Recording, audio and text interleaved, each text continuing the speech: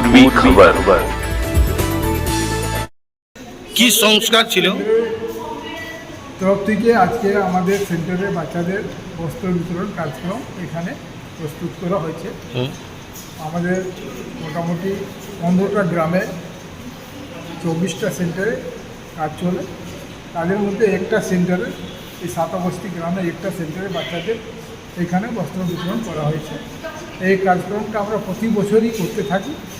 আর সারা বছর আমাদের তরফ থেকে শিশুদের সংস্কার দেওয়ার জন্যে যে প্রয়োজনীয় লেখাপড়া টিউশনি সেইটা আমরা গ্রামে গ্রামে প্রতিটা সেন্টারে দিয়ে থাকি।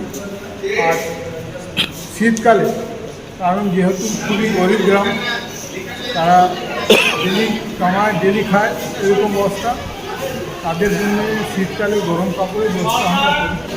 বাচ্চাদের লেখাপড়া যে সমস্ত প্রয়োজনীয় জিনিস সেগুলো আমরা আজকে কতজনকে দেয়া হয়েছে? আজকে এইখানে প্রায় 45 জনকে দেওয়া হয়েছে।